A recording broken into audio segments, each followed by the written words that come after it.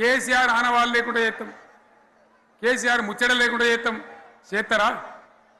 ఇవాళ మనం కూడా సభ పెట్టుకుంటే ఎన్ని అడ్డంకులు దానికి.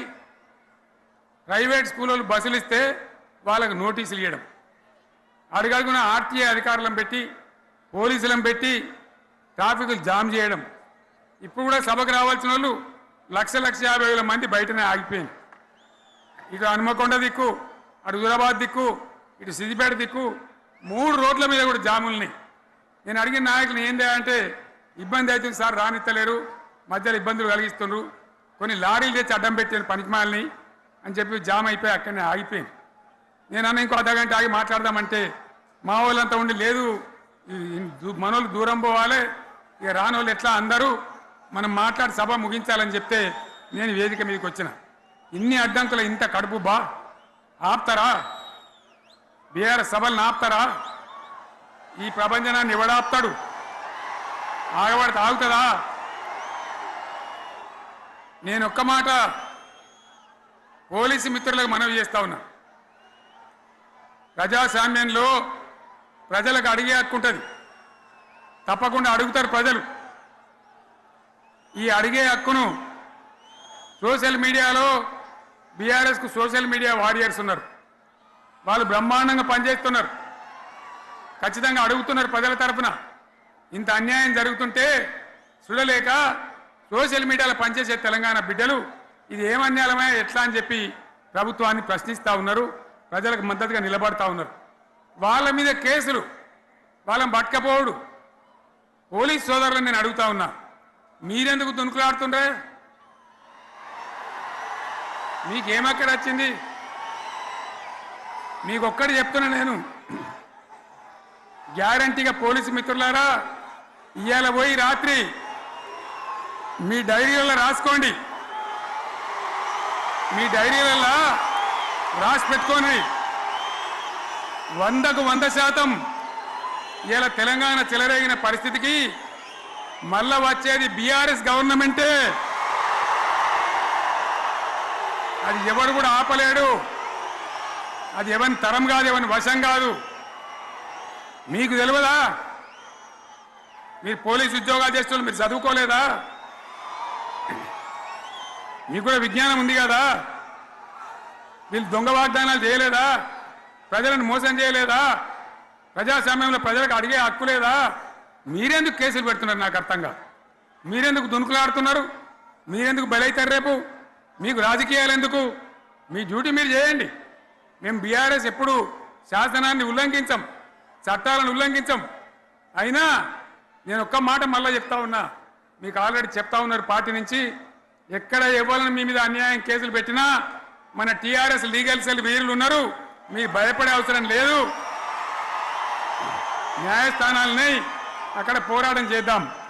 మీకు అండగా కేసీఆర్ ఉంటాడు, బీఆర్ఎస్ ఉంటుంది, అందరం ఉంటాం. ఇక ఈడికెళ్ళి నేను కూడా ఊకోను, నేను బయలుదేరతా. యాందాకైనా మంచిదే, ఎవరెవరి సంగతి ఏందో, ఎవరైనా లెక్కేందో అన్ని కూడా లెక్కలు తీద్దామని మనవి చేస్తా ఉన్నా. ఈ రకంగా మనం ముందుకు పోవాలి. ఒక్క మాటలను ఉన్నదా?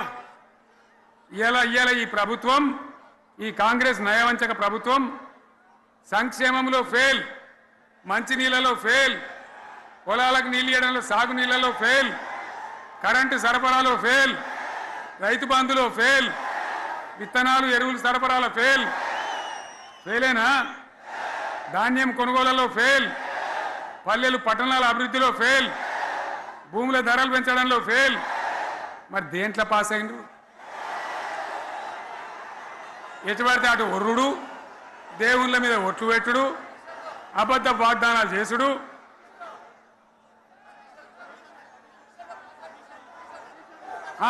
కమిషన్ అట 20-30% కమిషన్లు తీసుకున్నాడు, సంచులు నింపుడు, సంచులు మోసుడు.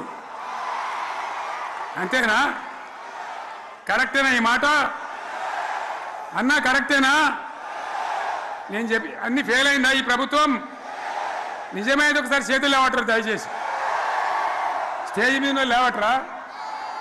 ఫెయిలేనా?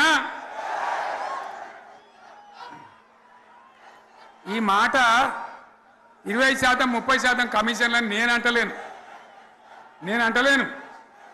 ఎవరన్నారు? స్వయంగా ఆర్థిక మంత్రి ఛాంబర్కు పోయి 200 మంది కాంట్రాక్టర్లు వాళ్ళు లొల్లిపెట్టి మమ్మల్ని 20-30% కమిషన్ అడుగుతుండ్రు, ఇది ఏమన్యాయం అని చెప్పి సెక్రటేరియట్లో చెప్పిన మాట నేను చెప్తా ఉన్నా. ఈ విధంగా మాజీ సర్పంచులు పాపం వాళ్ళు పనిచేసిన మా బిల్లులు ఇవ్వమనంటే వాళ్ళ గోస ఉంచుకుంటా ఉన్నారు. వాళ్ళేం పాపం చేసిండ్రు? ఈ విధంగా ఘోరం. ఇంకా ఈ అందానికి ఏం మాట్లాడతారు? కేసీఆర్ నువ్వు రా అసెంబ్లీకి, నీ కాయగూరు ముచ్చట్లు తింటానికా? పిల్లలు అడిగితేనే మీరు జవాబు చెప్తలేరు. ఉన్నది ఉన్నట్టు నిలబెడితే ఆ ఆర్థిక మంత్రి అసెంబ్లీలో లేచి 20% కమిషన్ తీసుకుంటాను కేటీఆర్ మాట్లాడితే ఆయన లేచి భుజాలు తడుముకుంటాడు. నీకెందుకయ్యా బాధ? నువ్వు తీసుకుంటేనే నీకు బాధ ఉండాలి కదా. లేచి పేదలు ఒలి పెడతా ఉన్నాడు ఆయన అసెంబ్లీలో. ఈ విధంగా చాలా గందరగోళంగా అవివేకంతో అజ్ఞానంతో చాలా ఘోరం చేసి అడ్డమైన మాటలని చెప్పింది. దాంతో మనం కూడా గోల్మాలైపోయినాం. తీర్థం పోదాం తిమ్మక్క అంటే వాడు గుల్లే, మనం సల్లే. ఆ గతికి తెచ్చింది ఇలా ప్రజల గతి. మరి మనం కూడా ప్రజలు కూడా ఆలోచన చేయాలి. ఆవేశం కాదు. గాడిదలకు గడ్డేసి బలరకు పాల్పడితే వస్తాయా? మరి ఇప్పుడు ఏం చేయాలో ఆలోచించాలి. ఓ తమ్ముడు అన్నాడు హైదరాబాద్లో, ఆయన ఇల్లు కూడా కొడితే, కేసీఆర్ అన్నా యాడున్నావు, నువ్వు రావాలి. కత్తి బాంచేతలు పడితే యుద్ధం నన్ను చేయమని పడుతుంది. అంతేనా? ఇది కూడా విచారించాలి ప్రజలు. మీకు అర్థం కావాలని నేను చెప్తా ఉన్నా. అందుకే ఓడగొట్టుకున్న కాడనే వెతుక్కోవాలి. మీ వెంట బీఆర్ఎస్ ఉంటుంది, మీ వెంట కేసీఆర్ ఉంటాడు. 100% మళ్ళా తెలంగాణ విజయం సాధించాలి. గులాబీ జెండా ఎగిరేయాలి. అద్భుతమైన తెలంగాణను మళ్ళీ సాధించాలి. ఇక బీజేపీ కథ 11 ఏళ్ళ రాజ్యం చేయబట్టి తెలంగాణకు 11 రూపాయలు ఇచ్చిండ్రా? వాటిదే బబ్రాజమానం భజగోవిందం. శుష్క ప్రియాలు శూన్యాస్తాలు తప్ప ఏమి ఇయ్యలే. 157 కాలేజీలు పెడితే మెడికల్ కాలేజీలు ఒక్కటన్నా తెలంగాణకు ఇచ్చిండ్రా? ఒక ప్రాజెక్ట్ కన్నా జాతీయ హోదా ఇచ్చిండ్రా? ఇక కాంగ్రెస్ వాడు ఇట్లా అంటే బీజేపీ వాడు అట్లా. ఏది లేదు. ఇక ఉల్టా మనయే ఖమ్మంలో 7 మండలాలు గుంజుకున్నారు. సీలేరు ప్రాజెక్టు గుంజుకున్నారు. నరేంద్ర మోడీ మాట్లాడతాడు. ఏం మాట్లాడతాడు? తెలంగాణ వచ్చిందిరా అని తెలంగాణలో సంతోషపడితే తల్లిని చంపి బిడ్డను బతికిచ్చిండ్రు అంటాడు. ఎన్నోసార్లు అంటాడు, ఒక్కసారి కాదు. ఈ విధంగా అది కూడా మనం అనిపించేది కాదు. ఈ సందర్భంలో ఒక మాట బీజేపీ అంటే నాకు జ్ఞాపకం వచ్చింది. ఇవాళ కేంద్ర ప్రభుత్వం కగార్ అనే ఆపరేషన్ పేరు మీద ఛత్తీస్గఢ్లో యువకులను గిరిజనులను ఊచకోత పోతా ఉన్నారు. అది ధర్మం కాదు. వీళ్ళు ఏమవుతున్నది? నక్సలైట్లు ప్రతిపాదన పెడుతున్నారు. మేము ప్రభుత్వం దగ్గరకు వచ్చి చర్చలు చేయడానికి సిద్ధంగా ఉన్నాము అంటున్నారు. నేను కోరుతా ఉన్న కేంద్ర ప్రభుత్వాన్ని, బలం ఉన్నది కదా అని చంపుకుంటా పోవుడు కాదు.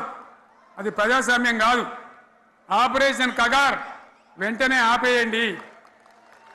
వాళ్ళని పిలిచి, ఆ నక్సలైట్లను పిలిచి డెమోక్రటిక్ స్పేస్ ఇచ్చి చర్చలు జరపండి. వాళ్ళు ఏం మాట్లాడతారో చూడండి. అది కూడా నల్లనా తెల్లనా దేశం ముందరికి రాని.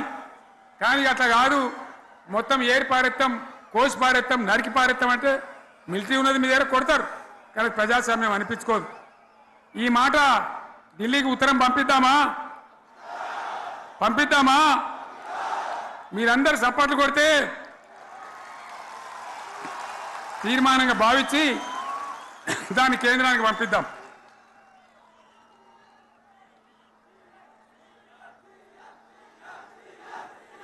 ఇక్కడ 30